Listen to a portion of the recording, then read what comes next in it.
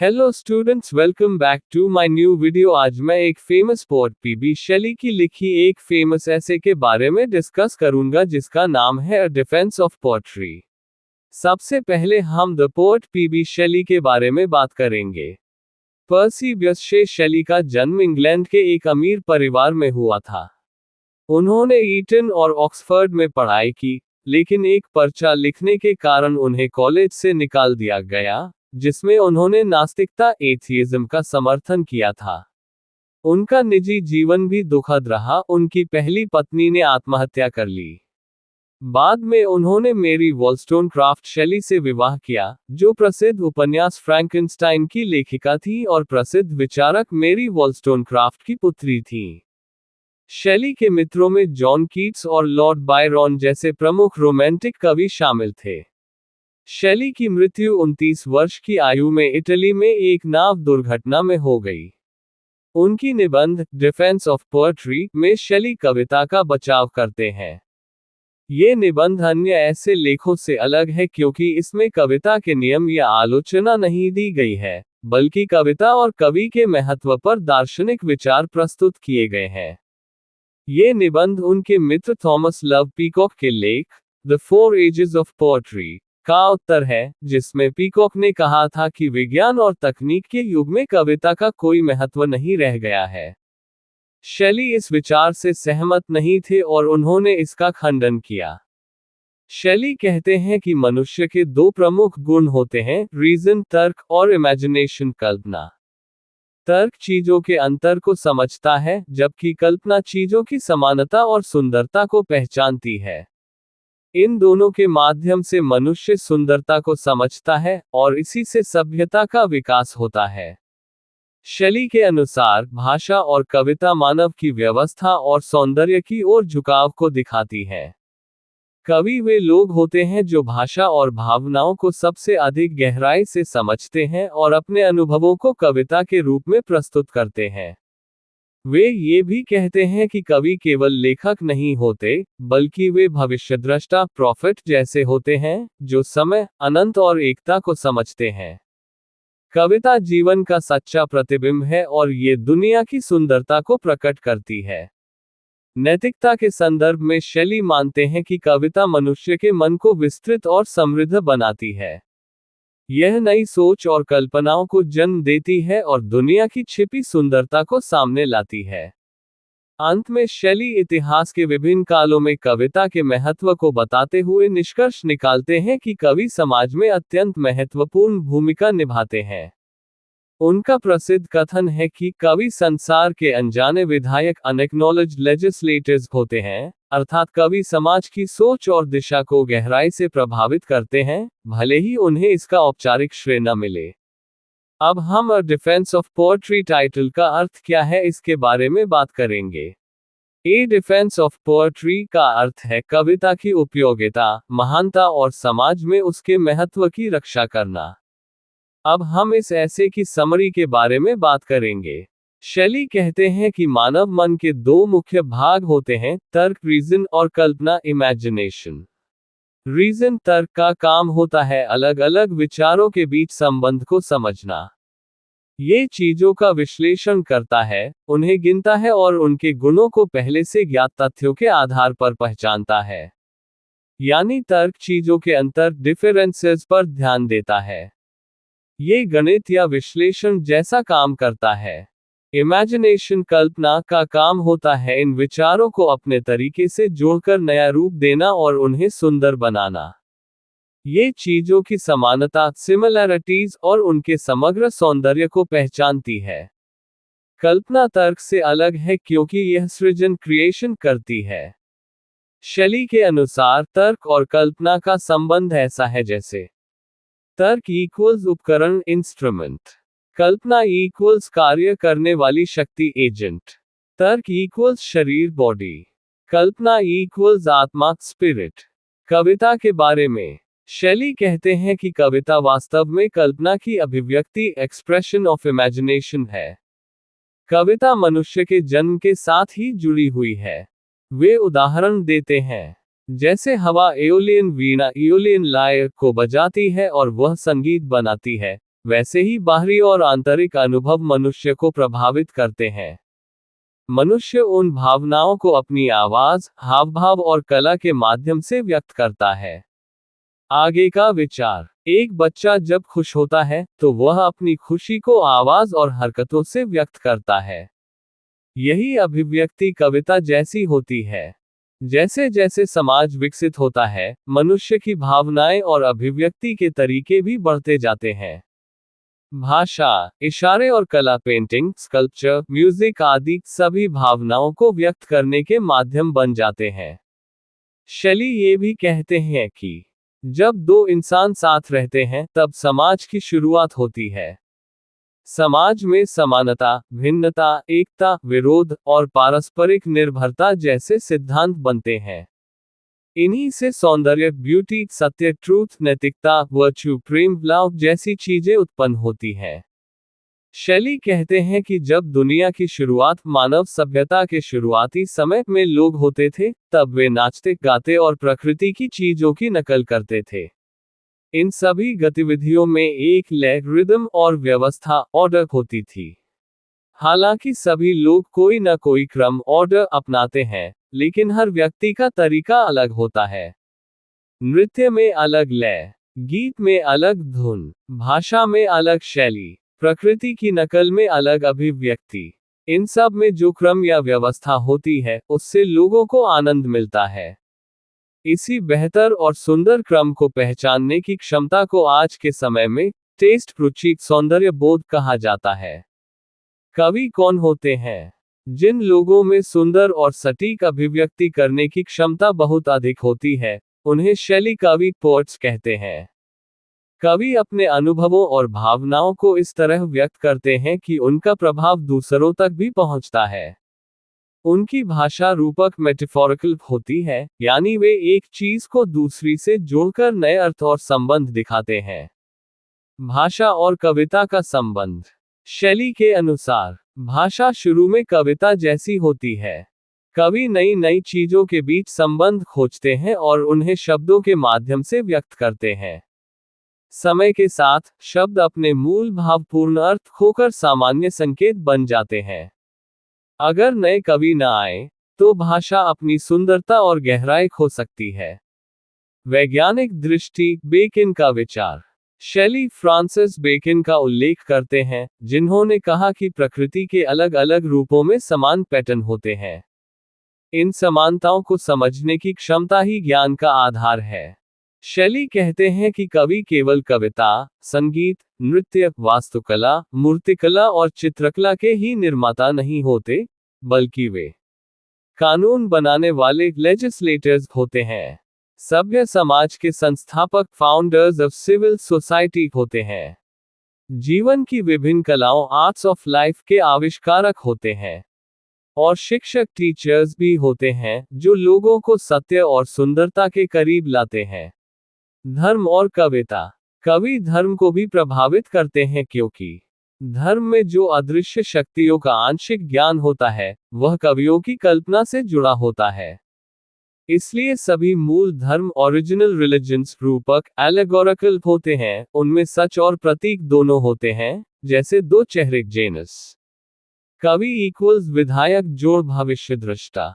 पुराने समय में कवियों को कभी कानून बनाने वाला, लेजिस्लेटर कहा जाता था, कभी भविष्यवक्ता, प्रॉफिट कहा जाता था। शैली के अनुसार कवि दोनों होते हैं। वे वर्तमान को गहराई से समझते हैं और उसी में भविष्य के संकेत भी देखते हैं। उनके विचार भविष्य की नींव बनते हैं। कवि भविष्य कैसे देखते हैं? शैली ये स्पष्ट करते हैं कि कवि सीधे भविष्यवाणी नहीं करते, जैसे ज्योतिष या अंधविश्वास में माना जाता है, बल्कि वे घटनाओं की आत्मा, स्पिरिट को समझते हैं, न कि उनके निश्चित रूप को। समय और स्थान से परे। कवि की सोच समय, स्थान और संख्या की सीमाओं से ऊपर होती है। उनकी कल्पना सार्वभौमिक, यूनिवर्सल होती है। उदाहरण। शैली उदाहरण देते हैं। ईस्किलस के नाटकों के chorus, book of Job, Paradise, Dante Alighieri की रचना। ये सभी ऐसे साहित्य हैं जहां समय और स्थान की सीमाएं उतनी महत्वपूर्ण नहीं रहती। कला का संबंध। शैली कहते हैं कि मूर्तिकला, चित्रकला और संगीत भी इस बात के अच्छे उदाहरण हैं कि कला समय और सीमाओं से परे जाकर सत्य और सौंदर्य को व्यक्त करती है। शैली कहते हैं कि भाषा, रंग, रूप, धार्मिक और सामाजिक आदतें, ये सभी कविता के साधन और सामग्री हैं। कभी कभी इन्हें भी कविता कहा जा सकता है, क्योंकि ये उसके प्रभाव को दर्शाते हैं। लेकिन वास्तविक और सीमित अर्थ में कविता वह है जो भाषा के विशेष और लयबद्ध मेट्रिकल रूप में व्यक्त होती है, और जिसे मनुष्य की कल्पना इमेजिनेशन नियंत्रित और उत्पन्न करती है। ये कल्पना मनुष्य के भीतर छिपी हुई एक शक्तिशाली क्षमता है। भाषा और अन्य कलाओं का अंतर। शैली कहते हैं कि भाषा सीधे हमारे विचारों और भावनाओं को व्यक्त करती है, जबकि रंग, आकार और गति जैसी चीजें, चित्रकला, मूर्तिकला, संगीत, आपस में जुड़ी होती हैं और अभिव्यक्ति को सीमित करती हैं। इसलिए भाषा इक्वल्स सीधा और अधिक लचीला माध्यम, मिरर जैसा। अन्य कलाएं इक्वल्स कुछ हद तक बाधित करने वाला माध्यम, क्लाउड जैसा। परिणाम। इसी कारण भले ही चित्रकार, मूर्तिकार और संगीतकार बहुत प्रतिभाशाली हो, फिर भी कवियों की प्रसिद्धि अक्सर उनसे अधिक होती है, क्योंकि भाषा विचारों को सबसे स्पष्ट और प्रभावशाली तरीके से व्यक्त करती है। तुलना। शैली उदाहरण देते हैं। जैसे एक जैसे कौशल वाले दो कलाकारों में से एक गिटार और दूसरा वीणा बजाए, तो वीणा का प्रभाव अधिक मधुर हो सकता है, वैसे ही भाषा अन्य कलाओं से अधिक प्रभावशाली होती है। कानून और धर्म के संस्थापक। कुछ मामलों में कानून बनाने वाले और धर्म के संस्थापक कवियों से अधिक प्रसिद्ध दिखते हैं, लेकिन उनकी प्रसिद्धि का बड़ा हिस्सा लोगों की प्रशंसा, फ्लैटरी ऑफ कॉमन बिलीफ्स, और उनके कवि जैसे गुणों के कारण होता है। शैली के अनुसार अगर हम इन कारणों को अलग कर दें, तो कवि ही सबसे अधिक प्रभावशाली और महत्वपूर्ण सिद्ध होंगे। शैली कहते हैं कि अब तक हमने कविता शब्द को उस कला तक सीमित कर दिया है जो इस क्षमता, इमेजिनेशन की सबसे परिचित और पूर्ण अभिव्यक्ति है। लेकिन वे आगे कहते हैं कि हमें इसे और भी स्पष्ट रूप से समझना होगा, यानी कविता को और भी संकीर्ण, नैरो रूप में परिभाषित करना होगा, और यह समझना होगा कि लयबद्ध, मेजर्ड भाषा और साधारण अनमेजर्ड भाषा में क्या अंतर है। मुख्य विचार। आमतौर पर लोग भाषा को दो भागों में बांटते हैं, प्रोज गद्य, वर्स पद्य कविता। लेकिन शैली कहते हैं कि यह विभाजन वैज्ञानिक या दार्शनिक दृष्टि से पूरी तरह सही नहीं है। शैली कहते हैं कि ध्वनियाँ, साउंड्स और विचार, थॉट्स दोनों एक दूसरे से जुड़े होते हैं, और जिन चीजों को वे दर्शाते हैं, उनसे भी उनका संबंध होता है। जब हम किसी चीज के संबंधों, रिलेशंस को समझते हैं, तो हम विचारों के संबंधों को भी समझने लगते हैं। कविता और ध्वनि। इसलिए कवियों की भाषा में एक लय, रिदम और संगीतमय ध्वनि, हार्मोनियस साउंड होती है। ये लय कविता का एक आवश्यक हिस्सा है। बिना इस लय के कविता का प्रभाव पूरा नहीं होता। अनुवाद, ट्रांसलेशन के बारे में शैली कहते हैं कि कविता का अनुवाद करना लगभग असंभव है, क्योंकि कविता केवल शब्दों का अर्थ नहीं होती, बल्कि उसकी ध्वनि, लय और भाव भी महत्वपूर्ण होते हैं। वे एक उदाहरण देते हैं। जैसे अगर आप एक फूल वायलेट को जलाकर क्रूसिबल में डालकर उसका रंग और खुशबू समझना चाहें, तो वह असंभव है। उसी तरह एक भाषा की कविता को दूसरी भाषा में पूरी तरह नहीं बदला जा सकता। शैली कहते हैं कि कवियों की भाषा में जो संगीत जैसी लय, हार्मनी होती है, उसका संबंध संगीत से भी होता है। इसी नियमित और लयबद्ध ध्वनि के आधार पर मीटर छंद की परंपरा विकसित हुई। लेकिन यह जरूरी नहीं है कि हर कवि पारंपरिक छंद, ट्रेडिशनल मीटर का ही उपयोग करे।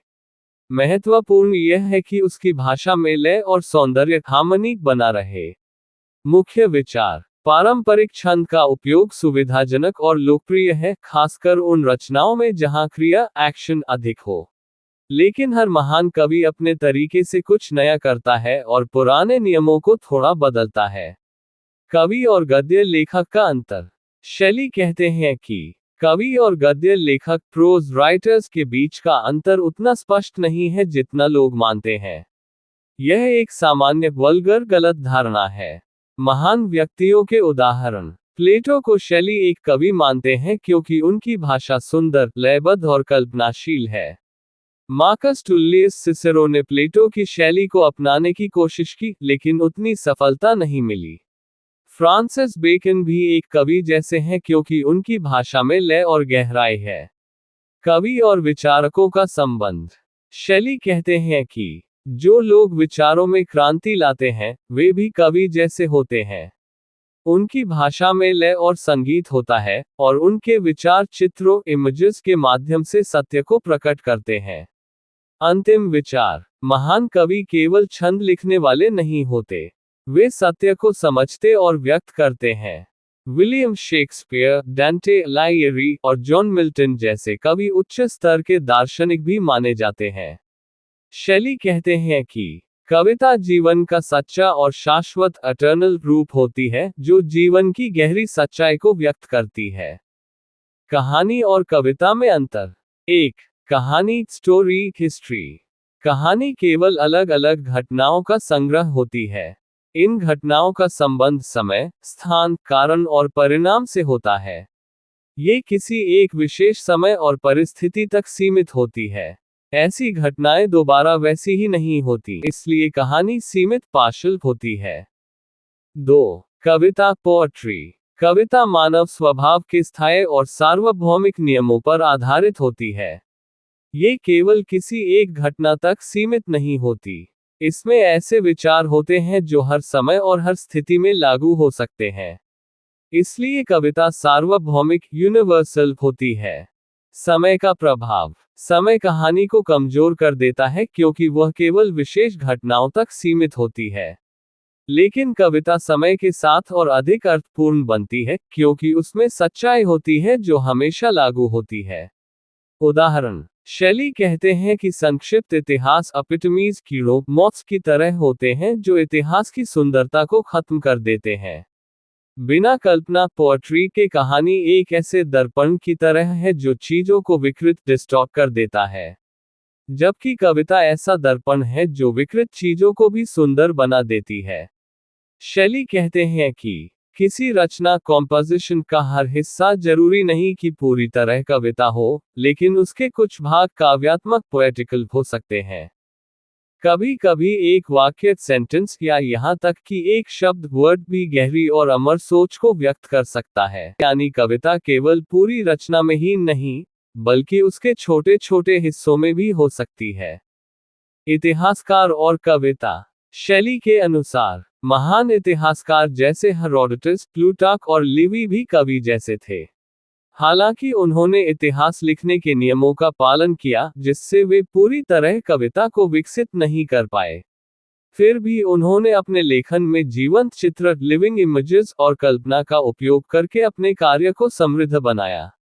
मुख्य विचार। कविता केवल कविताओं तक सीमित नहीं है। किसी भी लेखन में यदि कल्पना, सुंदरता और गहराई हो, तो वह काव्यात्मक हो सकता है। महान लेखक अपने विषय के बीच बीच में कल्पनाशील और सुंदर अभिव्यक्ति जोड़ते हैं। आगे का संकेत।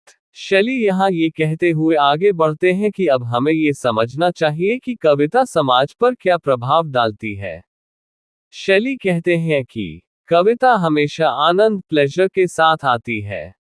जब कोई व्यक्ति कविता सुनता या पढ़ता है, तो वह उसके साथ जुड़ी हुई ज्ञान, विजडम को भी सहज रूप से ग्रहण करता है। यानी कविता केवल मनोरंजन नहीं, बल्कि ज्ञान भी देती है। प्राचीन काल में कविता। शुरुआत के समय, इन्फेंसी ऑफ द वर्ल्ड में न तो कवि और न ही श्रोता पूरी तरह समझ पाते थे कि कविता कितनी महान है। कविता एक दैवी, डिवाइन और अचेतन, बियॉन्ड कॉन्शियसनेस तरीके से काम करती है। आने वाली पीढ़ियां ही कविता के वास्तविक प्रभाव को सही तरह से समझ पाती हैं। कवि की प्रसिद्धि। कोई भी कवि अपने जीवन में पूरी तरह प्रसिद्धि नहीं पा सकता, क्योंकि कवि का मूल्यांकन समय के साथ होता है। सही निर्णय लेने वाले लोग, समय, टाइम द्वारा चुने गए विभिन्न युगों के बुद्धिमान लोग होते हैं। कवि की तुलना। शैली कवि को एक नाइटिंगेल कोकिला की तरह बताते हैं, जो अंधेरे में बैठकर अपनी मधुर आवाज से गाता है। उसे सुनने वाले लोग प्रभावित होते हैं, लेकिन उन्हें यह नहीं पता होता कि वे क्यों प्रभावित हो रहे हैं। होमर और प्राचीन ग्रीस। होमर और उनके समकालीन कवियों की रचनाएं प्राचीन ग्रीस के लोगों के लिए बहुत महत्वपूर्ण थीं। उनकी कविताओं ने समाज की नींव बनाई। उनके पात्र जैसे अकिलीज, एक्टर, यूलिसीज लोगों के लिए आदर्श बन गए। लोगों ने उनसे प्रेरणा लेकर उनके जैसे बनने की कोशिश की। कविता का समाज पर प्रभाव। कविता लोगों की भावनाओं को शुद्ध और विकसित करती है। लोग पहले प्रशंसा करते हैं, फिर अनुकरण इमिटेशन करते हैं, और अंत में खुद को उन आदर्शों के साथ जोड़ लेते हैं। नैतिकता और दोष। हर युग अपने समय के अनुसार कुछ गलतियों वाइसेस को भी सही मान लेता है। जैसे बदला, रिवेंज, आत्म धोखा, सेल्फ डिसीट। लेकिन कवि इन दोषों को पहचानता है और उन्हें अपनी रचनाओं में एक अस्थायी रूप में प्रस्तुत करता है। कवि और चरित्र। कवि अपने पात्रों को ऐसे दिखाता है जैसे वे अलग अलग वेश कॉस्ट्यूम पहने हो। असली सुंदरता उनके अंदर होती है, न कि उनके बाहरी रूप में।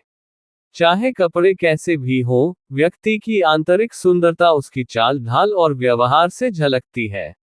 शैली कहते हैं कि जो लोग ये कहते हैं कि कविता नैतिक नहीं है, वे कविता के प्रभाव को सही तरीके से नहीं समझते। 1. नैतिक विज्ञान और कविता। Ethical science. नैतिक विज्ञान जीवन के नियम और आदर्श सिखाता है। यह अच्छे जीवन के उदाहरण और सिद्धांत प्रस्तुत करता है। लेकिन फिर भी लोग एक दूसरे से नफरत, धोखा और शोषण करते हैं। इसलिए केवल सिद्धांत डॉक्ट्रिन्स ही काफी नहीं होते। 2. कविता का प्रभाव। कविता अलग तरीके से काम करती है। यह मनुष्य के मन को जगाती और विस्तृत अनलाज करती है। यह नए नए विचारों और भावनाओं को जोड़ती है। यह दुनिया की सुंदरता को इस तरह दिखाती है कि सामान्य चीजें भी विशेष लगने लगती हैं। कविता मन को बदलती है, न कि केवल नियम देती है। 3. नैतिकता का असली रहस्य। शैली कहते हैं कि नैतिकता का मूल आधार प्रेम लाव है। अच्छा इंसान बनने के लिए व्यक्ति को दूसरों की भावनाओं को समझना चाहिए। खुद को दूसरों की जगह पर रखकर सोचना चाहिए, यानी सहानुभूति, एम्पैथी सबसे महत्वपूर्ण है। 4. कल्पना की भूमिका। कल्पना, इमेजिनेशन की नैतिकता का सबसे बड़ा साधन है। कविता कल्पना को मजबूत करती है। जैसे व्यायाम शरीर को मजबूत करता है, वैसे ही कविता मन और कल्पना को मजबूत करती है। 5. कवि का काम। कवि को अपने व्यक्तिगत नैतिक विचारों को सीधे अपनी कविता में नहीं थोपना चाहिए। अगर कवि ऐसा करता है, तो वह कविता की शक्ति को कम कर देता है। महान कवि जैसे होमर ऐसा नहीं करते, वे केवल सच्चाई और सुंदरता को व्यक्त करते हैं। 6. कम प्रभाव वाले कवि। कुछ कवि जैसे यूरिपिडीज, लुकन, टॉर्क्वाटो टैसो, एडमंड स्पेंसर अपने कार्य में नैतिक उद्देश्य दिखाते हैं। लेकिन जब कविता में नैतिक उद्देश्य स्पष्ट दिखता है, तो उसका प्रभाव कम हो जाता है। शैली कहते हैं कि होमर और अन्य प्राचीन महाकवियों के बाद एथेंस में नाटक, ड्रामेटिक और गीतात्मक लिरिकल कवियों का विकास हुआ।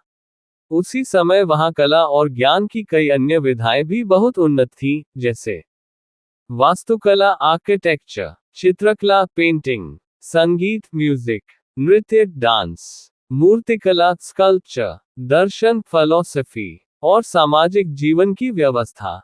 एथेंस की विशेषता। भले ही एथेनियन समाज में कुछ कमियां थीं, लेकिन उस समय बहुत ऊर्जा, एनर्जी, सुंदरता, ब्यूटी और नैतिकता, वर्च्यू विकसित हुई। उस समय से पहले या बाद में ऐसा संतुलन और विकास शायद ही कभी देखा गया। ये समय सोक्रेटिस की मृत्यु से पहले का था। कविता का महत्व। इस पूरे युग को सबसे अधिक यादगार बनाने में कविता का सबसे बड़ा योगदान था। उस समय कविता अन्य कलाओं के साथ साथ विकसित हुई। कविता, कला और दर्शन सभी ने मिलकर मानव सभ्यता को आगे बढ़ाया। मुख्य विचार। ये कहना मुश्किल है कि कौन सी कला पहले आए और कौन सी बाद में विकसित हुई। शेली के अनुसार सभी कलाएं एक ही स्रोत से उत्पन्न होती हैं और एक दूसरे को प्रभावित करती हैं।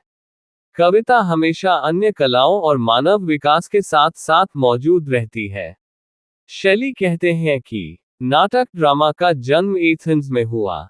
भले ही बाद के लेखकों ने अच्छे नाटक लिखे हों, लेकिन नाटक की असली समझ और सही तरीके से उसका उपयोग एथेंस में ही हुआ था। एथेनियन नाटक की विशेषताएं। वहां नाटक को कई कलाओं का मिश्रण बनाकर प्रस्तुत किया जाता था। भाषा, लैंग्वेज, अभिनय, एक्टिंग, संगीत, म्यूजिक, चित्रात्मकता, पेंटिंग जैसे दृश्य प्रभाव, नृत्य, डांस, धार्मिक तत्व, रिलीजन, इन सभी का उपयोग एक साथ किया जाता था ताकि दर्शकों पर एक पूर्ण और गहरा प्रभाव पड़े। हर कला के कलाकार बहुत कुशल होते थे। सभी तत्वों में संतुलन और एकता होती थी। आधुनिक नाटक की समस्या। आधुनिक रंगमंच में ये सभी तत्व एक साथ नहीं होते। कभी नाटक बिना संगीत और नृत्य के होता है, कभी संगीत और नृत्य होते हैं लेकिन गहराई नहीं होती। धार्मिक और गंभीर भाव भी अक्सर गायब होते हैं। मुखौटा, मास्क हटाने से अभिनय में एक स्थायी और संतुलित अभिव्यक्ति नहीं बन पाती। आधुनिक बनाम प्राचीन नाटक। आधुनिक नाटक में कभी कभी कॉमेडी और ट्रेजेडी को मिलाया जाता है। शेली के अनुसार ये तभी अच्छा है जब कॉमेडी भी गंभीर और सार्वभौमिक यूनिवर्सल हो, जैसा कि किंग लियर में देखा जाता है। प्रमुख तुलना। प्राचीन ग्रीक नाटक जैसे ईडिपस, टायरनस और एगमेम्नॉन बहुत संतुलित और कलात्मक थे। कुछ आलोचकों के अनुसार किंग लियर नाटक कला का एक श्रेष्ठ उदाहरण है। कैल्डेरॉन का उल्लेख। पेड्रो कैल्डेरॉन द ला बाकर ने अपने धार्मिक नाटकों में धर्म, संगीत और नृत्य को जोड़ने की कोशिश की, लेकिन उन्होंने मानव भावनाओं की सच्ची और जीवंत अभिव्यक्ति को पूरी तरह नहीं अपनाया। शेली कहते हैं कि रंगमंच, सीनिक एक्सिबिशंस का लोगों के चरित्र और व्यवहार पर प्रभाव पड़ता है। ये बात सभी मानते हैं कि जहां अच्छी और सच्ची कविता, पोएट्री होती है, वहां लोगों का आचरण भी अच्छा होता है। और जहां कविता का अभाव या गिरावट होती है, वहां नैतिकता भी गिरती है। मुख्य विचार। नाटक में जब तक उच्च स्तर की कविता और कला मौजूद रहती है, तब तक वह समाज को सुधारता है। लेकिन जब नाटक में कविता का स्तर गिर जाता है, तब नाटक भी समाज को बिगाड़ने लगता है। समाज और नाटक का संबंध। इतिहास देखने पर पता चलता है कि जब नाटक और कविता का विकास हुआ, तब समाज के नैतिक मूल्य भी सुधरे। और जब नाटक की गुणवत्ता गिर गई, तब समाज में भी गिरावट आए, यानी दोनों का उत्थान और पतन साथ साथ चलता है। शेली कहते हैं कि एथेंस में जब नाटक अपने चरम पर था, तब समाज भी बौद्धिक और नैतिक रूप से बहुत उन्नत था। उस समय के ग्रीक नाटक ट्रेजेडीज एक दर्पण, मिरर की तरह होते हैं। इसमें दर्शक खुद को ही देखता है, लेकिन थोड़े से बदलाव या पर्दे के पीछे। नाटक का प्रभाव। नाटक में दिखाए गए चरित्र हमें हमारे अपने आदर्श, आइडियल सेल्फ का एहसास कराते हैं। इससे हमारी कल्पना, इमेजिनेशन और अधिक विकसित होती है। हम दूसरों के दुख, क्रोध, डर और शोक को महसूस करके दया, पिटी, सहानुभूति, सिंपैथी और अच्छे भाव विकसित करते हैं। नाटक का नैतिक प्रभाव। नाटक मन को शांत और संतुलित बनाता है। ये हमें जीवन की हलचल के बीच भी मानसिक शांति देता है। अपराध और गलतियों को समझने में मदद करता है। हम समझते हैं कि अपराध अक्सर परिस्थितियों और प्रकृति के कारण होते हैं। इससे हम दूसरों के प्रति अधिक सहनशील बनते हैं। आत्मज्ञान। नाटक हमें खुद को समझने और सम्मान करने की शिक्षा देता है। हम अपनी अच्छाइयों और कमियों को पहचान पाते हैं। नाटक को दर्पण की उपमा। नाटक एक बहुरंगी दर्पण, प्रिज्मैटिक मिरर जैसा है। यह मानव स्वभाव के विभिन्न पहलुओं को एकत्र करता है, उन्हें सुंदर रूप में दिखाता है और उन्हें और आगे फैलाता है। शेली कहते हैं कि जब समाज में नैतिकता और संस्कृति का पतन होता है, तो उसका असर नाटक, ड्रामा पर भी पड़ता है। उस समय नाटक अपनी वास्तविक शक्ति और सुंदरता खो देता है। पतन के समय नाटक की स्थिति। नाटक प्राचीन महान कृतियों की केवल नकल बनकर रह जाता है। उसमें संगीत, नृत्य और अन्य कलाओं का संतुलन नहीं होता, या फिर लेखक अपने विचारों को नैतिक सत्य बताकर थोपने की कोशिश करता है। लेकिन अक्सर ये विचार सच्चे नैतिक सिद्धांत नहीं होते, बल्कि लेखक और दर्शकों की कमजोरियों को ही सही ठहराते हैं। उदाहरण, इस प्रकार के नाटक को क्लासिकल ड्रामा, औपचारिक क्लासिकल, और डोमेस्टिक ड्रामा, घरेलू साधारण कहा गया है। जोसेफ एडिसन का नाटक केटो इस प्रकार का एक उदाहरण है। कविता का वास्तविक स्वरूप। शैली कहते हैं कि कविता किसी साधारण उद्देश्य के लिए इस्तेमाल नहीं हो सकती। कविता एक लाइटनिंग स्वॉर्ड, बिजली जैसी तलवार की तरह है। ये बहुत शक्तिशाली है। इसे किसी बंधन में नहीं रखा जा सकता। कल्पना की कमी। ऐसे नाटक जिनमें कल्पना, इमेजिनेशन नहीं होती, वे केवल भावना और इच्छा पर आधारित होते हैं। लेकिन ये भावनाएं सच्ची नहीं होकर स्वार्थ या आदतों जैसी होती हैं। ऐतिहासिक उदाहरण, इंग्लैंड में चार्ल्स II के समय नाटक का सबसे अधिक पतन हुआ। उस समय नाटक स्वतंत्रता और नैतिकता के बजाय राजशक्ति की प्रशंसा करने लगे। इस समय जॉन मिल्टन अकेले ऐसे कवि थे जो उच्च स्तर की कविता लिख रहे थे। कॉमेडी में बदलाव। कॉमेडी का असली उद्देश्य आनंद और सार्वभौमिक हास्य था, लेकिन पतन के समय हास्य ह्यूमर की जगह केवल व्यंग्य विट आ गया। लोग खुशी से नहीं, बल्कि आत्मसंतोष और दूसरों पर हंसने के लिए हंसते हैं। दया और सहानुभूति की जगह कटाक्ष, सार्काज़म और घृणा आ गई। अश्लीलता, ऑब्सीनिटी। अश्लीलता को शैली समाज के पतन का संकेत मानते हैं। यह मानव जीवन की सुंदरता के खिलाफ एक प्रकार की बुराई है। समाज जितना भ्रष्ट होता है, अश्लीलता उतनी ही बढ़ती है। शैली कहते हैं कि नाटक, ड्रामा, कविता का वह रूप है जिसमें कई प्रकार की अभिव्यक्तियां एक साथ मिल सकती हैं, जैसे भाषा, अभिनय, संगीत, भावनाएं। इसलिए नाटक में कविता और समाज के अच्छे प्रभाव का संबंध सबसे स्पष्ट दिखाई देता है। मुख्य विचार, जब समाज उन्नत होता है, तब नाटक भी उच्च स्तर का होता है। और जब नाटक अपने चरम पर होता है, तब समाज भी नैतिक और सांस्कृतिक रूप से उन्नत होता है।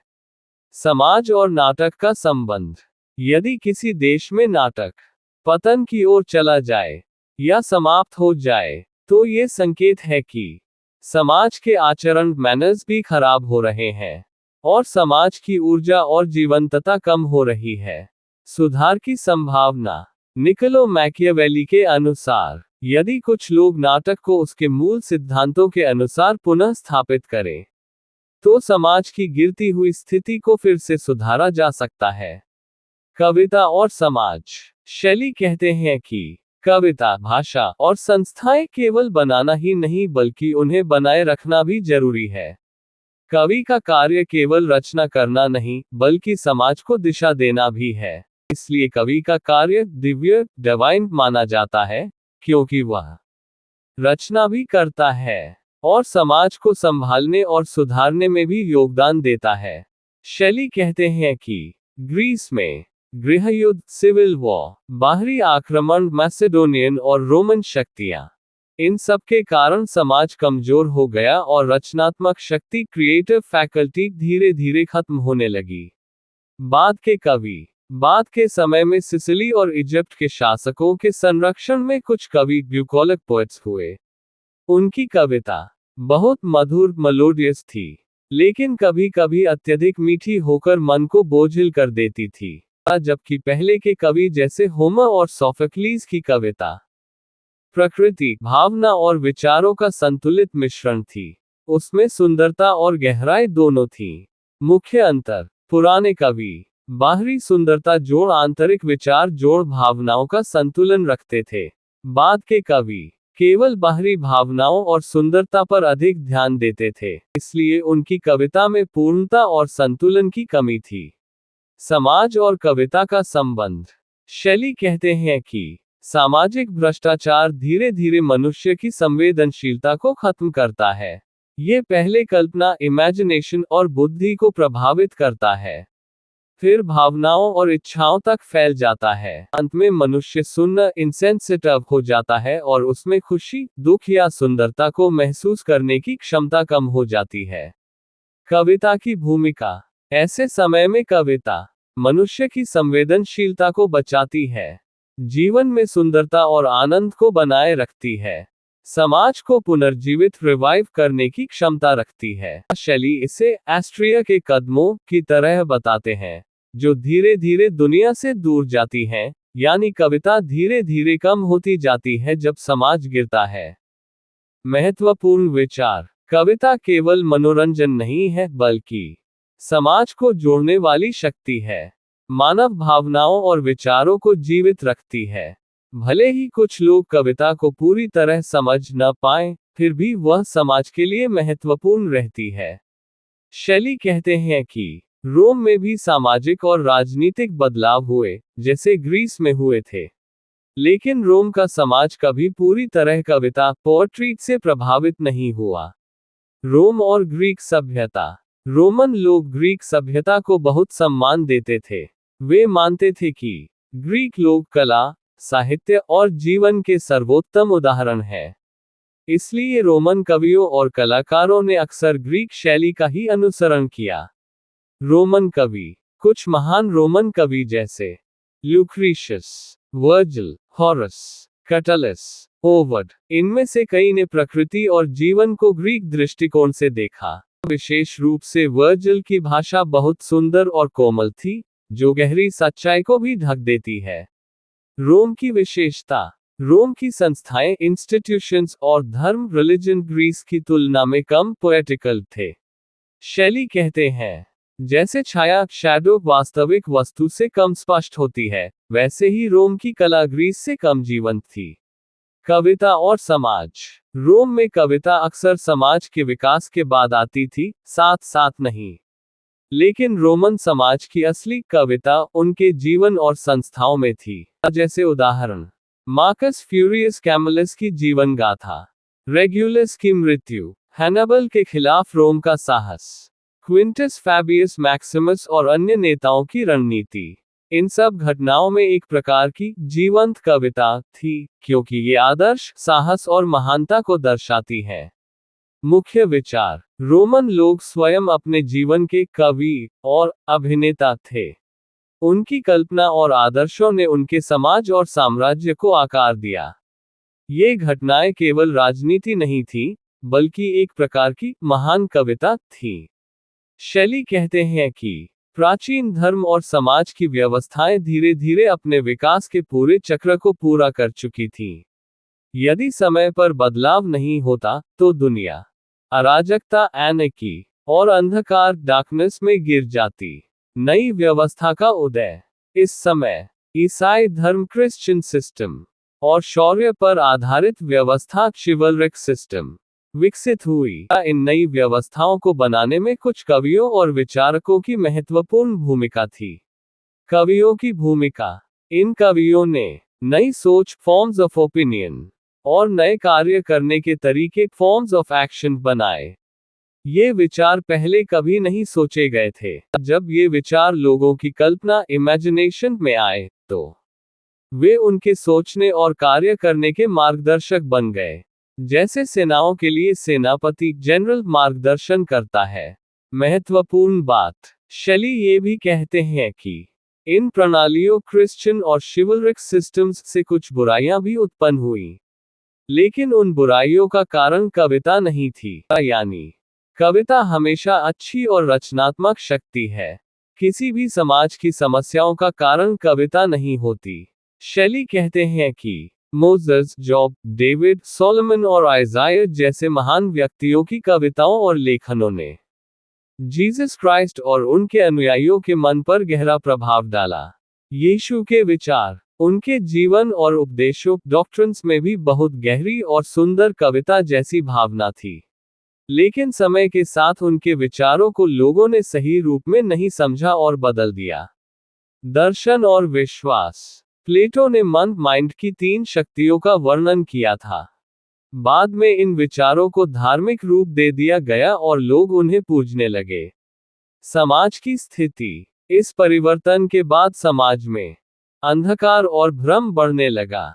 अच्छे और बुरे के बीच संतुलन बिगड़ गया। शैली इसे ऐसे व्यक्त करते हैं कि दिन की रोशनी मंद पड़ने लगती है और रात के अंधेरे तत्व सक्रिय हो जाते हैं। यह एक काव्यात्मक प्रतीक है। फिर भी आशा। इन कठिन परिस्थितियों के बावजूद दुनिया में धीरे धीरे फिर से व्यवस्था और सुंदरता उत्पन्न हुई। ज्ञान, नॉलेज और आशा, होप के माध्यम से मानवता आगे बढ़ी। शैली इसे पुनर्जन्म, रेजरेक्शन की तरह बताते हैं। शैली कहते हैं कि जीसस क्राइस्ट के उपदेशों में और रोमन साम्राज्य के बाद आए सेल्टिक लोगों की परंपराओं, मिथकों और संस्थाओं में भी कविता और कल्पना की भावना मौजूद थी।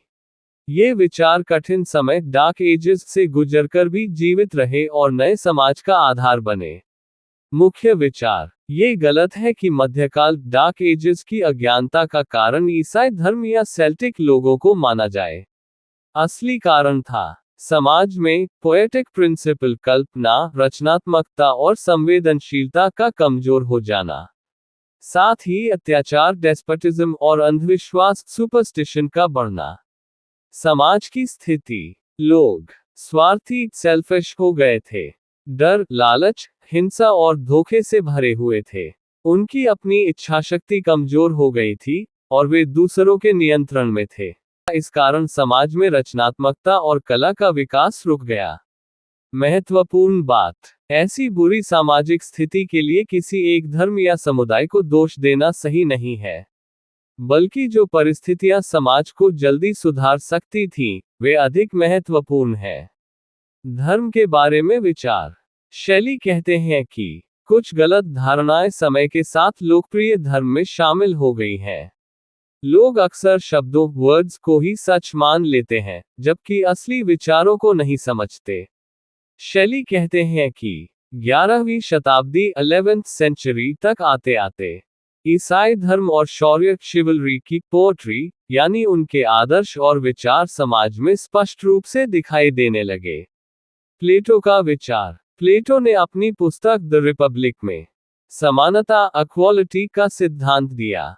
कहा कि समाज में संसाधनों और सुख का वितरण न्याय और उपयोगिता के आधार पर होना चाहिए।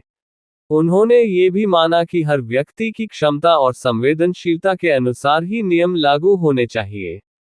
प्राचीन दर्शन और विचार। प्लेटो ने पाइथागोरस और टिमेस के विचारों से प्रेरित होकर मानव जीवन के भूत, वर्तमान और भविष्य को समझने वाला एक दार्शनिक और नैतिक सिद्धांत प्रस्तुत किया। ईसाई धर्म का योगदान। जीसस क्राइस्ट ने इन गहरे और आध्यात्मिक सत्यों को लोगों तक पहुंचाया। ईसाई धर्म ने इन विचारों को सरल और व्यापक रूप में समाज में फैलाया। इसे प्राचीन ज्ञान और कविता का बाहरी रूप, एक्सोटेरिक एक्सप्रेशन कहा गया है।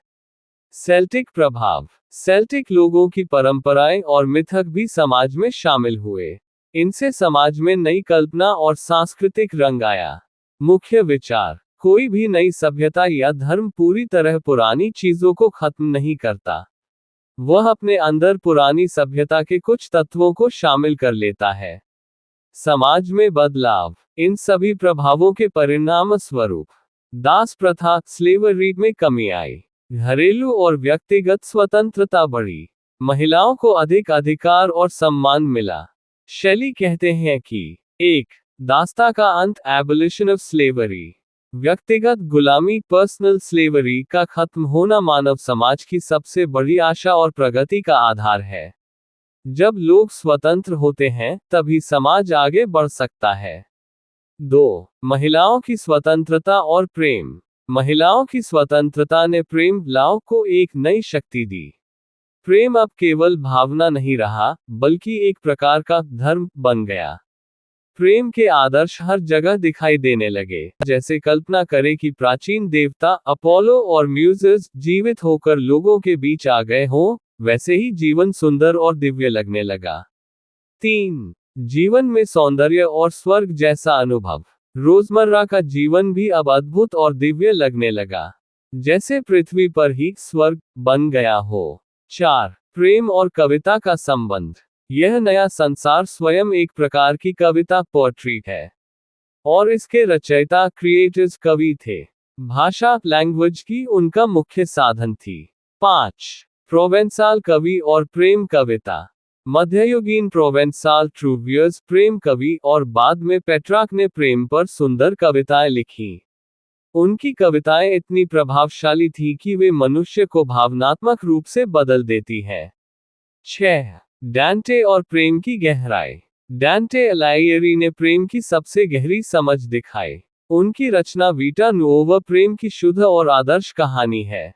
उनकी बिएट्रिस के प्रति प्रेम को उन्होंने आध्यात्मिक ऊंचाई दी, जो ईश्वर तक पहुंचने जैसा प्रतीक बन गया। 7. महान साहित्यकारों का योगदान। शैली कहते हैं कि कई महान लेखक जैसे Ariosto, Tasso, William Shakespeare, Edmund Spenser, Pedro Calderon de la Barca, Jean Jacques Rousseau, इन सभी ने प्रेम को महिमामंडित किया और मानव मन को बेहतर बनाया। 8. समाज में बदलाव। इन विचारों और साहित्य के कारण स्त्री पुरुष संबंधों को बेहतर समझा जाने लगा। समानता का विचार मजबूत हुआ। यह माना गया कि दोनों लिंग समान हैं, अलग अलग क्षमताओं के साथ। पर्सी ब्यस्शे शैली महान कवियों डांटे अलाइयरी और जॉन मिल्टन की रचनाओं और उनके प्रभाव को समझाते हैं। 1. डांटे की कविता का महत्व। डांटे की कविता को शैली समय के बीच पुल ब्रिज कहते हैं, यानी उनकी कविता प्राचीन और आधुनिक दुनिया को जोड़ती है। उनकी रचना डिविना कॉमेडिया में जीवन, धर्म और कल्पना का सुंदर मिश्रण है। 2. डांटे और मिल्टन की कल्पना। डांटे और जॉन मिल्टन दोनों ने अदृश्य और धार्मिक विचारों को अपनी कल्पना से सुंदर रूप दिया। अपने विश्वासों को प्रतीकों, मास्क और रूपकों मेंटल में प्रस्तुत किया। ये स्पष्ट नहीं है कि वे अपने व्यक्तिगत विचार और आम लोगों की मान्यताओं के बीच अंतर पूरी तरह समझते थे या नहीं। 3. डांटे का दृष्टिकोण। डांटे ने अपनी रचना में कभी कभी परंपरागत धार्मिक विचारों से अलग निर्णय भी दिखाए। उदाहरण के लिए, उन्होंने एक पात्र रिपियस को स्वर्ग पैराडाइस में स्थान दिया, जबकि पारंपरिक विचारों के अनुसार ऐसा नहीं होता। इससे पता चलता है कि उन्होंने अपने तरीके से न्याय और नैतिकता को प्रस्तुत किया। 4. मिल्टन की रचना और सेटन का चित्रण। मिल्टन की प्रसिद्ध रचना पैराडाइस लॉस्ट है। इसमें सेटन शैतान का चरित्र बहुत शक्तिशाली और प्रभावशाली दिखाया गया है। शैली कहते हैं, सेटन को केवल बुरा कहना सरल समझ है। उसमें दृढ़ता, चालाकी, अपने लक्ष्य के लिए संघर्ष जैसे गुण भी हैं, लेकिन ये गुण जब अत्याचार और द्वेष के साथ जुड़े हों, तो वे नकारात्मक बन जाते हैं। 5. एक महत्वपूर्ण विचार। मिल्टन ने सेटन को इतना प्रभावशाली बनाया कि वह मॉरल रूप से बहुत शक्तिशाली लगता है। शैली ये भी संकेत देते हैं कि मिल्टन ने भगवान और सेटन के बीच पारंपरिक नैतिक तुलना को पूरी तरह सरल नहीं रखा। इससे मिल्टन की प्रतिभा और स्वतंत्र सोच का पता चलता है। 6. मिल्टन की कला की विशेषता। मिल्टन ने मानव स्वभाव के विभिन्न पहलुओं को एक चित्र की तरह मिलाकर दिखाया। उन्होंने घटनाओं को इस तरह प्रस्तुत किया कि वे भावनात्मक रूप से प्रभावी हों, आने वाली पीढ़ियों को आकर्षित करें। पर्सी ब्यस्शे शैली महान महाकाव्य एपिक पोएट्री के कवियों का क्रम और उनकी विशेषताओं को समझाते हैं। शैली कहते हैं कि 1. होमर और डांटे का स्थान। होमर पहले महान महाकाव्य कवि थे। डांटे अलाइयरी दूसरे महान महाकाव्य कवि माने जाते हैं। डांटे की रचनाएं अपने समय के ज्ञान, भावना और धर्म से जुड़ी हुई थी और आगे आने वाली पीढ़ियों पर भी प्रभाव डालती हैं। 2. अन्य प्राचीन कवियों के बारे में। लुक्रीशियस ने अपनी कविता में भौतिक दुनिया मटीरियल वर्ल्ड पर बहुत जोर दिया। वर्जिल बहुत महान कवि थे, लेकिन उन्होंने खुद को अक्सर इमिटेटर अनुकरण करने वाला बताया, जबकि वास्तव में उन्होंने नई रचना की। अन्य कवि जैसे अपोलोनियस रोडियस, क्विंटस कैलाबा, नॉनस, लूकन, स्टेशियस, क्लोडियन, इन सब ने अच्छी कविता लिखी, लेकिन शैली के अनुसार उन्होंने सच्चे महाकाव्य एपिक ट्रूथ की पूरी शर्तों को पूरा नहीं किया। 3. मिल्टन का स्थान। जॉन मिल्टन को शेली तीसरे महान एपिक पोएट मानते हैं। उनकी रचना पैराडाइज लॉस्ट महाकाव्य कविता का उत्कृष्ट उदाहरण है। 4 अन्य महाकाव्यों के बारे में राय। शेली कहते हैं कि कुछ प्रसिद्ध रचनाएं जैसे Aeneid, Orlando Furioso, Jerusalem Delivered, the Lusiad, the Faerie Queene, इनको पूरी तरह सच्चा एपिक नहीं माना जा सकता शेली के मानदंड के अनुसार। पर्सी ब्यस्शे शेली, डांटे अलाइयरी और जॉन मिल्टन की महानता, धर्म और कविता के संबंध तथा कविता की अनंत शक्ति को समझाते हैं। 1 डांटे और मिल्टन पर प्रभाव। डांटे और मिल्टन दोनों पर प्राचीन सभ्यताओं के धर्म और विचारों का गहरा प्रभाव था। उनकी कविताओं में उस पुराने धर्म की आत्मा, स्पिरिट झलकती है। जैसे पुराने धर्म के रूप आधुनिक यूरोप में बचे रहे, वैसे ही उनके विचार उनकी कविता में दिखाई देते हैं। 2 समय और सुधार आंदोलन, रेफर्मेशन। डांटे प्रोटेस्टेंट रेफर्मेशन से पहले आए, मिल्टन रेफर्मेशन के बाद आए। डांटे को शेली पहला धार्मिक सुधारक, फर्स्ट रिफॉर्मर मानते हैं। उन्होंने चर्च पोप की सत्ता की आलोचना साहपूर्वक की, जैसे बाद में मार्टिन लूथर ने किया। 3 डांटे की विशेषता। डांटे ने यूरोप को जागृत किया, अवेकेंड यूरोप। उन्होंने एक नई और सुंदर भाषा विकसित की, बिखरे हुए और असभ्य समाज को साहित्य और विचारों से जोड़ा। विज्ञान के पुनर्जागरण, रेनेसांस के अग्रदूतों में से एक थे। 4 डांटे की कविता की शक्ति। उनके शब्द बहुत शक्तिशाली हैं। हर शब्द जैसे एक चिंगारी, स्पार्क, विचार का छोटा लेकिन शक्तिशाली अंश। उनकी कविता में अभी भी छिपे हुए अर्थ मौजूद हैं जो समय के साथ प्रकट होते हैं। 5 कविता की अनंतता, इन्फिनिटी ऑफ पोएट्री। शेली कहते हैं कि महान कविता कभी पूरी तरह समाप्त नहीं होती। उसमें कई स्तरों पर अर्थ छिपे होते हैं।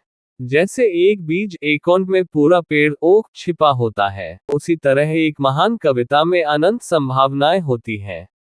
6 कविता का प्रभाव समय के साथ बदलता है। एक व्यक्ति या एक युग एक कविता के कुछ ही अर्थ समझ पाता है। बाद की पीढ़ियां नए अर्थ और नए आनंद खोजती हैं।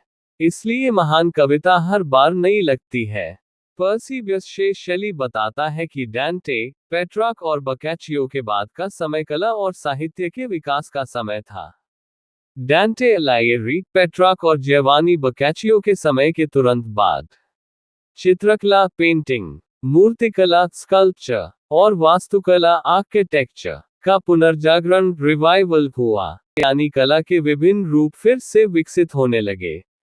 चौसर का योगदान। जेफरी चौसर ने इस प्रेरणा को अपनाया।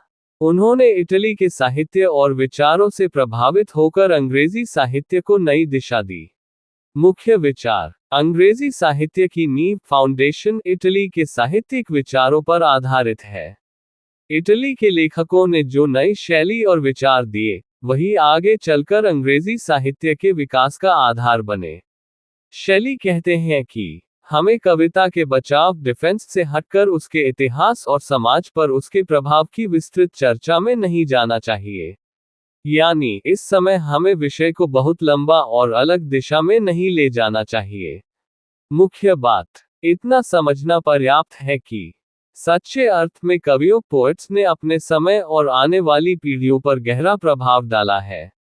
पर्सी ब्यस्शे शेली बताते हैं कि कुछ लोग कवियों की तुलना में रीजनर्स, तर्क करने वाले, और मैकेनिस्ट्स, यांत्रिक वैज्ञानिक सोच वाले लोगों को अधिक उपयोगी मानते हैं।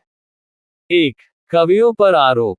कुछ लोग कहते हैं कि कल्पना, इमेजिनेशन, आनंद देती है, लेकिन तर्क, रीजन, ज्यादा उपयोगी होता है।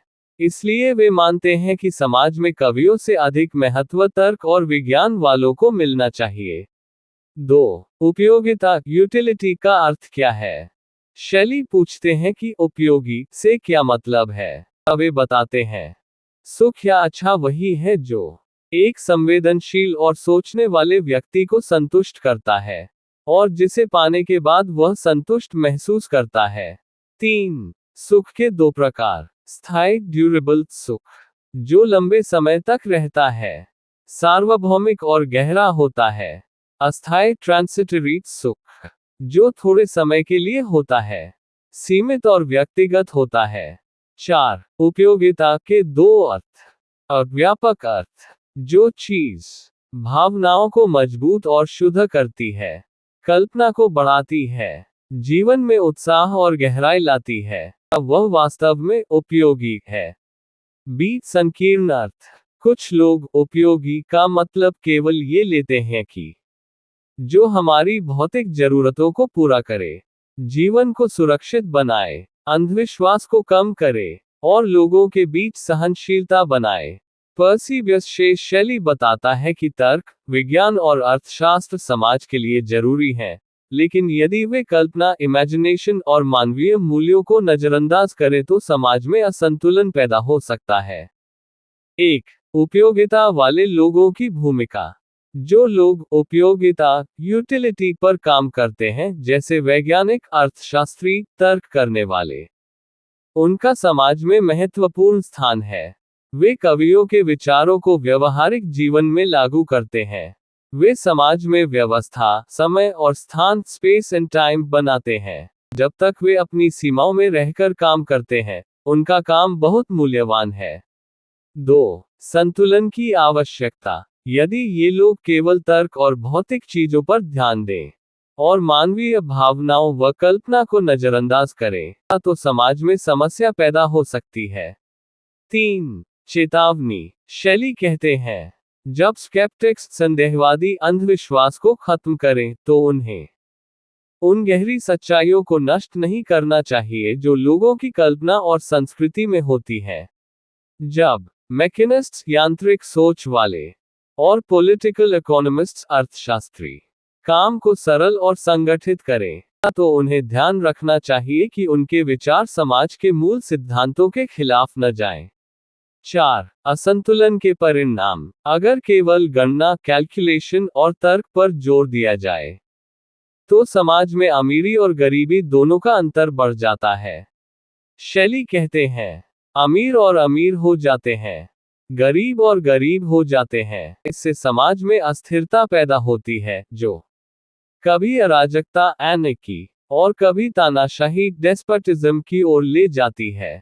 पर्सी ब्यस शैली समझाता है कि सच्चा सुख, प्लेजर क्या है और कविता का उससे क्या संबंध है। 1. सुख, प्लेजर को परिभाषित करना कठिन है। शैली कहते हैं कि उच्च स्तर के सुख को समझाना आसान नहीं है, क्योंकि मानव स्वभाव में एक अजीब बात है। कभी कभी दर्द, पेन और उच्च सुख, हायर प्लेजर, आपस में जुड़े होते हैं। 2. दुख और सुख का संबंध। दुख, भय, पीड़ा, निराशा जैसी भावनाएं कभी कभी गहरे और श्रेष्ठ अनुभव से जुड़ी होती हैं। उदाहरण, हम त्रासदी, ट्रेजेडी देखकर आनंद लेते हैं। दुखद कहानियां हमें भावनात्मक रूप से प्रभावित करती हैं। इसे ही दुख में छिपा सुख कहा जा सकता है। 3. संगीत और दुख। सबसे सुंदर संगीत में भी हल्की उदासी, मेलिंकली होती है, यानी दुख और सुंदरता अक्सर साथ साथ चलते हैं। 4. प्रेम और प्रकृति का आनंद। हर सुख दुख से जुड़ा नहीं होता। कुछ सुख पूरी तरह शुद्ध होते हैं। प्रेम और मित्रता का आनंद, प्रकृति को देखकर खुशी, कविता को समझने और बनाने का आनंद। 5. सच्ची उपयोगिता क्या है। शैली के अनुसार, जो चीज उच्च स्तर के सुख को पैदा करती है और बनाए रखती है, वही सच्ची यूटिलिटी है। ऐसे सुख मन को ऊंचा उठाते हैं, भावनाओं को समृद्ध करते हैं। 6. कवि की भूमिका। जो लोग ऐसे उच्च सुख को पैदा करते हैं, उन्हें कवि, पोएट्स या काव्यात्मक दार्शनिक, पोएटिकल फिलोसोफर्स कहा जाता है। यही लोग समाज को भावनात्मक और मानसिक रूप से समृद्ध बनाते हैं। पर्सी ब्यस शैली बताता है कि महान विचारकों और कवियों ने मानव समाज के विकास में बहुत बड़ा योगदान दिया है, और यदि वे न होते तो दुनिया बहुत अलग और कम विकसित होती। 1. दार्शनिकों और विचारकों का योगदान। जॉन लॉक, डेविड हमे, Edward gibbon, Voltaire, gene Jacques Rousseau जैसे विचारकों ने समाज में स्वतंत्रता और जागरूकता फैलाने में मदद की। शैली कहते हैं कि इनमें से रूसो मूलतः एक कवि थे, जबकि बाकी मुख्यतः तर्क करने वाले रीजनर्स थे। इन सभी का योगदान मानवता के लिए बहुत मूल्यवान है। 2. अगर ये लोग न होते तो समाज कुछ समय तक अज्ञानता में रहता, अंधविश्वास और गलत विचार बने रहते, शायद और अधिक लोग उत्पीड़न का शिकार होते, जैसे धर्म के नाम पर सजा। लेकिन फिर भी धीरे धीरे समाज आगे बढ़ता, लेकिन विकास धीमा होता। 3. महान कवियों और कलाकारों का महत्व। शैली कहते हैं कि अगर ये महान लोग न होते, Dante Alighieri, Petrarch, Giovanni Boccaccio, Geoffrey Chaucer, William Shakespeare, Pedro Calderon de la Barca, Francis Bacon, John Milton और कलाकार जैसे राफाएल, माइकल एंजेलो, तो मानव सभ्यता बहुत पीछे रह जाती। 4. अन्य महत्वपूर्ण योगदान। अगर हिब्रू पोएट्री का अनुवाद न होता, ग्रीक लिटरेचर का पुनर्जागरण न होता, प्राचीन कला और संस्कृति के अवशेष न मिलते, तो मानव सोच और कल्पना विकसित नहीं हो पाती। 5. मुख्य विचार। मानव मस्तिष्क को जागृत करने में कविता, कला और रचनात्मक कल्पना का बहुत बड़ा योगदान है। केवल तर्क और विज्ञान ही नहीं, बल्कि कल्पना और रचनात्मकता भी जरूरी है। पर्सी ब्येसे शेली बताता है कि हमारे पास ज्ञान तो बहुत है, लेकिन उसे सही तरीके से जीवन में लागू करने और संतुलन बनाए रखने के लिए कल्पना, पोएट्री और मानवीय भावना की कमी है। 1. ज्ञान बनाम उपयोग। हमारे पास नैतिक, मॉरल, राजनीतिक, पॉलिटिकल, ऐतिहासिक, हिस्टोरिकल, वैज्ञानिक, साइंटिफिक और आर्थिक, इकोनॉमिक ज्ञान बहुत है, लेकिन हम इस ज्ञान को सही तरीके से व्यवहार में लागू नहीं कर पाते। यानी ज्ञान ज्यादा है, लेकिन उसका सही उपयोग कम है। 2. समस्या क्या है? हम तथ्यों, फैक्ट्स और गणनाओं, कैलकुलेशंस में इतने उलझ गए हैं कि उसमें छिपी पोएट्री, कल्पना, भावना, रचनात्मकता दिखाई नहीं देती। समाज में सही और बेहतर व्यवस्था के बारे में जानकारी मौजूद है, लेकिन उसे अपनाया नहीं जाता। 3. हम जानते हैं, लेकिन करते नहीं। शैली कहते हैं, हम जानते हैं कि क्या सही है, लेकिन उसे करने की हिम्मत या इच्छा नहीं रखते, इसलिए ज्ञान और कर्म के बीच अंतर बना रहता है। 4. कल्पना और प्रेरणा की कमी। हमें जरूरत है रचनात्मक कल्पना, क्रिएटिव फैकल्टी की, और उदार भावना, जेनरस इंपल्स की। तभी हम जो जानते हैं, उसे सही तरीके से लागू कर सकते हैं। 5. विज्ञान और मशीनों का प्रभाव। विज्ञान और तकनीक ने बाहरी दुनिया पर मानव का नियंत्रण बढ़ाया है, लेकिन आंतरिक दुनिया, भावनाएं, नैतिकता कमजोर हो गई है। मनुष्य ने प्रकृति पर नियंत्रण पा लिया, लेकिन खुद पर नहीं। 6. असमानता और श्रम। मशीनों और तकनीक के उपयोग से काम आसान हुआ, लेकिन असमानता बढ़ गई, क्योंकि लाभ कुछ लोगों तक सीमित रह गया। इससे समाज में असंतुलन बढ़ा। 7. मुख्य कारण। इसका कारण है रचनात्मक शक्ति, क्रिएटिव, पोएटिकल फैकल्टी की कमी, और केवल यांत्रिक सोच पर अधिक निर्भरता। 8. पोएट्री और सेल्फ स्वार्थ।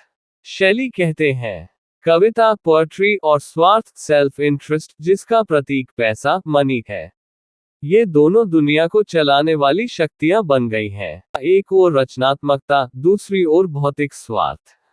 पर्सी ब्येसे शेली समझाता है कि कविता, पोएट्री और कल्पना, पोएटिकल फैकल्टी, मानव जीवन में दो महत्वपूर्ण काम करती हैं, और जब समाज में केवल स्वार्थ और गणना बढ़ जाती है, तब कविता की आवश्यकता और भी बढ़ जाती है। 1. कवि की कल्पना, पोएटिकल फैकल्टी के दो कार्य। शैली कहते हैं कि कल्पना दो तरह से काम करती है। नया ज्ञान और अनुभव बनाना। यह नई चीजें उत्पन्न करती है। ज्ञान, शक्ति, आनंद, यानी कविता नए विचार और भावनाएं पैदा करती है। बी. उन्हें सुंदर और व्यवस्थित बनाना। यह मन में इच्छा पैदा करती है कि इन विचारों और भावनाओं को सुंदर तरीके से सजाया और व्यक्त किया जाए। इसे हम सुंदर, ब्यूटीफुल और अच्छा, गुड कह सकते हैं। 2. कविता की आवश्यकता कब अधिक होती है? जब समाज में स्वार्थ, सेल्फिशनेस और केवल गणना कैलकुलेशन बहुत बढ़ जाती है और लोग बाहरी चीजों मटेरियल लाइफ में ज्यादा उलझ जाते हैं, तब कविता और कल्पना की जरूरत और बढ़ जाती है। 3. समस्या क्या होती है? जब केवल भौतिक चीजों का बोझ बढ़ जाता है, मनुष्य का आंतरिक विकास इनर ग्रोथ पीछे रह जाता है। शैली कहते हैं, जैसे शरीर बहुत बड़ा हो जाए और उसे चलाने वाली आत्मा कमजोर हो जाए, यानी बाहरी जीवन बढ़ जाता है लेकिन अंदरूनी संतुलन नहीं रहता। पर्सी ब्यशे शैली कविता पोएट्री के महत्व और उसकी प्रकृति को बहुत गहराई से समझाता है। 1. कविता का महत्व। कविता एक दिव्य डिवाइन शक्ति है। यह ज्ञान का केंद्र भी है और ज्ञान की सीमा भी है, यानी सभी विज्ञान साइंस का सार कविता में है और विज्ञान भी अंततः उसी की ओर लौटता है। कविता सभी विचार प्रणालियों की जड़ और उनका सौंदर्य है। 2. कविता जीवन को कैसे प्रभावित करती है? कविता सभी विचारों की शुरुआत करती है और उन्हें सुंदर बनाती है। अगर कविता न हो, जीवन सूना हो जाएगा। प्रेम, मित्रता, देशभक्ति जैसी भावनाएं कमजोर पड़ जाएंगी। प्रकृति का सौंदर्य भी अर्थहीन लगेगा। कविता जीवन को अर्थ, भाव और सौंदर्य देती है। 3. कविता और विज्ञान तर्क का अंतर। तर्क, रीजनिंग और गणना कैलकुलेशन सीमित है। कविता उन क्षेत्रों तक पहुंचती है जहां तर्क नहीं पहुंच सकता। कविता वह प्रकाश और ऊर्जा लाती है जो केवल कल्पना और भावना से आती है। 4. क्या कविता इच्छा से बनाई जा सकती है? नहीं, कोई व्यक्ति यह नहीं कह सकता कि मैं अभी कविता लिखूंगा। कविता अपने आप प्रेरणा, इंस्पिरेशन से आती है। 5. कविता कैसे उत्पन्न होती है? कविता मन में अचानक उत्पन्न होती है, जैसे जलती हुई चिंगारी जो हवा से भड़कती है। यह धीरे धीरे बदलती है और कभी पूरी तरह नियंत्रित नहीं होती। कभी भी हमेशा यह नहीं जानता कि विचार कहां से आए। 6. महान कवि और प्रेरणा। महान कवि पहले पूरी रचना का विचार मन में बना लेते हैं, जैसे पैराडाइज लॉस्ट के लेखक जॉन मिल्टन। फिर उसे धीरे धीरे लिखते हैं, लेकिन मूल प्रेरणा, दिव्य प्रेरणा से आती है। 7. कविता बनाम मेहनत। आलोचक कहते हैं कि कविता मेहनत से बनती है। शैली के अनुसार, मेहनत केवल विचारों को जोड़ने का काम करती है। असली प्रेरणा अंदर से आती है। सबसे सुंदर कविता भी मूल प्रेरणा का छोटा सा रूप होती है। 8. कला में भी यही सिद्धांत। चित्रकला और मूर्तिकला में भी रचना धीरे धीरे विकसित होती है, जैसे बच्चा गर्भ में विकसित होता है। कलाकार को खुद भी पूरी प्रक्रिया समझ में नहीं आती। पर्सी ब्यशे शैली ये बताता है कि कविता, पोएट्री, मानव के सबसे सुंदर और श्रेष्ठ अनुभवों का संग्रह है। 1. कविता क्या है? कविता उन सबसे अच्छे और खुशहाल क्षणों का रिकॉर्ड है, जो सबसे अच्छे और संवेदनशील मन वाले लोगों के जीवन में आते हैं। यानी कविता महान विचारों और भावनाओं का संग्रह है। 2. विचार और भावनाएं कैसे आती हैं? कभी अचानक विचार और भावनाएं आती हैं, किसी स्थान से जुड़ी होती हैं, किसी व्यक्ति से जुड़ी होती हैं, या केवल हमारे मन से। ये बिना बुलाए आती हैं और बिना बताए चली जाती हैं, लेकिन ये बहुत आनंद और ऊंचाई देती हैं। इनके आने और जाने के बावजूद एक सुखद अनुभूति रहती है। 3. ये भावनाएं किस प्रकार की होती हैं? ये एक दिव्य डिवाइन प्रकृति की व्याख्या जैसी होती है, लेकिन जैसे समुद्र पर हवा के निशान, जो कुछ समय बाद मिट जाते हैं। ये भावनाएं क्षणिक होती हैं लेकिन प्रभाव गहरा छोड़ती हैं। 4. किन लोगों को ये अनुभव अधिक होते हैं? जिन लोगों में संवेदनशीलता, सेंसिटिविटी अधिक होती है, कल्पना शक्ति, इमेजिनेशन अधिक होती है, उन्हें ऐसे अनुभव ज्यादा होते हैं। 5. इन भावनाओं का प्रभाव। ये भावनाएं स्वार्थ और बुरी इच्छाओं के खिलाफ होती हैं और इंसान को ऊंचा उठाती हैं। इनसे प्रेम, मित्रता, देशभक्ति और सद्गुण मजबूत होते हैं। जब ये भावनाएं होती हैं, तब इंसान खुद को बहुत छोटा महसूस करता है। 6. कवि की भूमिका। कवि इन अनुभवों को महसूस करते हैं और उन्हें शब्दों में सुंदर तरीके से व्यक्त करते हैं। एक छोटा सा शब्द या पंक्ति पुराने अनुभवों और भावनाओं को फिर से जीवित कर सकती है। कविता यादों और भावनाओं को फिर से जागृत करती है। 7. कविता का महत्व। कविता दुनिया की सबसे सुंदर चीजों को अमर बना देती है। क्षणिक भावनाओं को शब्दों या रूप में सुरक्षित रखती है। यह लोगों को समान भावनाओं से जोड़ती है। कविता इंसान के अच्छे और सुंदर अनुभवों को स्थायी बना देती है। पर्सी ब्यस्से शेली ये बताता है कि कविता पोएट्री हर चीज को सुंदर और अर्थपूर्ण बना देती है। 1. कविता का प्रभाव। कविता हर चीज को सुंदरता में बदल देती है। जो पहले से सुंदर है उसकी सुंदरता को और बढ़ा देती है।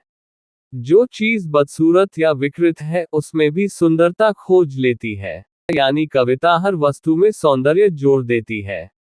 2. विरोधी भावों को जोड़ना। कविता ऐसे भावों को भी जोड़ देती है जो एक दूसरे के विपरीत हैं, जैसे खुशी और दुख, शोक और आनंद, स्थिरता और परिवर्तन, अनंत और नश्वरता। कविता इन सब को एक साथ सुंदर तरीके से प्रस्तुत करती है। 3. कविता का परिवर्तनकारी गुण। कविता जिस चीज को छूती है उसे बदल देती है। जैसे साधारण चीज भी विशेष और अर्थपूर्ण बन जाती है। यह एक प्रकार की जादुई शक्ति जैसी है। कविता हर वस्तु में आत्मा और भावना भर देती है। 4. छिपी सुंदरता को प्रकट करना। दुनिया की कई चीजें हमें सामान्य लगती हैं। कविता उन पर से परिचय का पर्दा हटा देती है और उनकी असली सुंदरता दिखाती है। कविता हमें दुनिया को नए और गहरे तरीके से देखने में मदद करती है। पर्सी ब्यस्से शेली ये समझाता है कि कविता हमारी सोच, अनुभव और दुनिया को देखने के तरीके को बदल देती है। 1. हम दुनिया को जैसे देखते हैं वैसी ही वह हमारे लिए होती है। चीजें जैसी हैं वैसी नहीं दिखती, बल्कि हम उन्हें जैसे महसूस करते हैं वैसी बन जाती हैं। जैसा कहा गया है, मन अपने आप में एक दुनिया है। मन चाहे तो दुख को सुख और सुख को दुख बना सकता है। यानी हमारी अनुभूति परसेप्शन ही हमारी वास्तविकता बनाती है। 2. कविता हमें सीमित सोच से मुक्त करती है। हम अपने आसपास के माहौल और आदतों से प्रभावित होते हैं, लेकिन कविता हमें इस प्रभाव से बाहर ले जाती है और नई दृष्टि देती है। कविता हमें एक नई दुनिया दिखाती है। 3. कविता हमारे भीतर नई चेतना पैदा करती है। कविता हमारे अंदर एक नई समझ, being with in a being पैदा करती है, जिससे हम दुनिया को अलग और गहराई से समझते हैं। ये हमें साधारण दुनिया से ऊपर उठाकर एक विशेष अनुभव देती है। 4. कविता हमें चमत्कार का अनुभव कराती है। रोजमर्रा की चीजें हमें सामान्य लगने लगती हैं।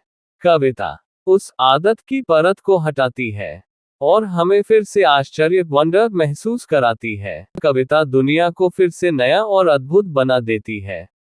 5. कविता हमारी कल्पना और भावना को जगाती है। कविता हमें महसूस कराती है जो हम देखते हैं और कल्पना करने के लिए प्रेरित करती है जो हम जानते हैं। ये ज्ञान और भावना दोनों को सक्रिय करती है। 6. कविता दुनिया को फिर से बनाती है। बार बार देखने से चीजें साधारण लगने लगती हैं। कविता उस साधारणता को हटाकर दुनिया को फिर से जीवंत बनाती है। ये हमारे मन में दुनिया को नया रूप देती है। पर्सी ब्यस्से शेली ये बताता है कि कवि पोएट समाज में सबसे ऊंचे, बुद्धिमान और श्रेष्ठ व्यक्तियों में से होते हैं। 1. कवि का स्थान। कवि दूसरों को ज्ञान, आनंद, सद्गुण और प्रेरणा देते हैं। इसलिए स्वयं कवि को सबसे खुश, अच्छा, बुद्धिमान और महान होना चाहिए। यानी कवि समाज के सबसे ऊंचे स्तर के लोग होते हैं। 2. कवि की प्रसिद्धि। समय टाइम भी यह साबित करता है कि किसी भी अन्य व्यक्ति की प्रसिद्धि कवि जितनी महान नहीं होती। कवि की प्रसिद्धि सबसे स्थायी और महान होती है। 3. महान कवियों का चरित्र। बड़े कवि बहुत अच्छे स्वभाव वाले, समझदार और विवेकशील, और जीवन में सुखी होते हैं। उनके जीवन में गुण और सफलता दोनों होते हैं। 4. आलोचनाओं का उदाहरण। कुछ लोगों ने महान कवियों पर गलत आरोप लगाए, जैसे होमर को शराबी कहा गया, वर्जिल को चापलूस, होरेस को कायर, टासो को पागल, बेकन को भ्रष्ट, राफेल को अनैतिक। लेकिन ये आरोप अक्सर गलत या बढ़ा चढ़ाकर लगाए गए थे। 5. समय ने न्याय किया। समय ने इन महान व्यक्तियों को सही पहचान दी। उनके छोटे मोटे दोष बहुत मामूली साबित हुए। उनके महान कार्य आज भी अमर हैं। समय सबसे बड़ा न्यायाधीश है। 6. लोगों की गलत धारणाएं। लोग अक्सर बिना सही जानकारी के आलोचना करते हैं और दूसरों के बारे में गलत राय बना लेते हैं। हमें दूसरों को समझकर ही निर्णय लेना चाहिए। पर्सी ब्यस शेली ये समझाता है कि कविता, पोएट्री और तर्क लॉजिक में क्या अंतर है और कवि का स्वभाव सामान्य लोगों से कैसे अलग होता है। 1. कविता और तर्क में अंतर। तर्क, लॉजिक हमारे दिमाग के नियंत्रण में होता है, लेकिन कविता हमारे नियंत्रण में नहीं होती। यह अपने आप आती है और हमारी इच्छा से पूरी तरह नहीं चलती। कविता प्रेरणा, इंस्पिरेशन से आती है, न कि इच्छा से। 2. मानसिक कारणों की सीमाएं। ये कहना सही नहीं है कि हर मानसिक अनुभव केवल इच्छा या चेतना से ही होता है, क्योंकि कई बार भावनाएं और विचार बिना हमारी इच्छा के भी आते हैं। मन के अनुभव हमेशा हमारे नियंत्रण में नहीं होते। 3. कवि की आदत और स्वभाव। बार बार कविता करने से मन में संतुलन और व्यवस्था, ऑर्डर एंड हार्मनी, विकसित हो जाती है। लेकिन जब प्रेरणा नहीं होती, कवि भी सामान्य इंसान की तरह व्यवहार करता है। कवि का जीवन प्रेरणा और सामान्य जीवन के बीच बदलता रहता है। 4. कवि की संवेदनशीलता। कवि बहुत अधिक संवेदनशील होता है। दूसरों की खुशी और दुख को गहराई से महसूस करता है, इसलिए वह दुख से बचता है और खुशी की ओर अधिक आकर्षित होता है। उसकी भावनाएं सामान्य लोगों से ज्यादा तीव्र होती हैं। 5. आलोचना, कैलमनी का कारण। कवि कभी कभी दुनिया की परिस्थितियों को ठीक से नहीं समझता या सामान्य लोगों की तरह व्यवहार नहीं करता, इसलिए लोग उसे गलत समझ लेते हैं और उस पर आरोप लगाते हैं। गलत समझ के कारण कवियों की आलोचना होती है। पर्सी ब्यस शेली ये बताता है कि कवियों पर लगाए जाने वाले कुछ आरोप अक्सर गलत होते हैं और हमें आलोचना करते समय समझदारी से अंतर करना चाहिए। 1. कवियों पर लगाए गए आरोप। कवियों के बारे में जो गलत धारणाएं होती हैं, वे हमेशा बुरी नहीं होती। जैसे क्रूरता, क्रूअल्टी, ईर्ष्या, एनवी, बदला, रिवेंज, लालच, एवरेस। इन तरह के बुरे गुण आमतौर पर कवियों पर लगाए नहीं जाते। 2. लेखक का उद्देश्य। लेखक शेली ने अपने विचार किसी बहस या विवाद के रूप में नहीं, बल्कि विचारों के क्रम में लिखे हैं। उनका उद्देश्य सत्य को स्पष्ट करना है। वे सीधे विरोध करने के बजाय समझाना चाहते हैं। 3. कविता के विरोधियों का उत्तर। यदि उनके विचार सही हैं, तो वे कविता के विरोधियों के तर्कों का जवाब देते हैं, विशेष रूप से विषय के पहले भाग में, यानी कविता के खिलाफ दिए गए तर्क कमजोर पड़ जाते हैं। 4. कुछ आलोचकों की शिकायत। कुछ विद्वान और बुद्धिमान लोग कुछ कवियों या छंदकारों से असंतुष्ट रहते हैं। लेखक भी मानते हैं कि कुछ खराब कवि होते हैं, जैसे बावियस और मीवियस, और वे वास्तव में अच्छे नहीं होते। हर कवि महान नहीं होता, ये स्वीकार किया गया है। 5. सही आलोचना का तरीका। एक अच्छे और समझदार आलोचक को चीजों को अलग अलग करके समझना चाहिए। सबको एक साथ गलत नहीं ठहराना चाहिए, यानी निष्पक्ष और संतुलित दृष्टिकोण रखना चाहिए। पर्सी ब्यस शेली ये समझाता है कि कविता केवल एक साहित्यिक विधा नहीं है, बल्कि यह जीवन के हर सुंदर और व्यवस्थित रूप का मूल है। 1. पहले भाग का संबंध। इस लेख के पहले भाग में कविता के मूल तत्वों और सिद्धांतों पर चर्चा की गई है। सीमित शब्दों में ये बताया गया कि कविता केवल लिखी जाने वाली चीज नहीं है। कविता का एक व्यापक और गहरा अर्थ भी होता है। 2. कविता का मूल स्रोत। जो चीज हम सामान्य रूप से कविता कहते हैं, उसका स्रोत सभी प्रकार के सौंदर्य और व्यवस्था, ऑर्डर एंड ब्यूटी के समान है। यानी जीवन की चीजों को सुंदर और व्यवस्थित बनाने की क्षमता ही कविता का मूल है।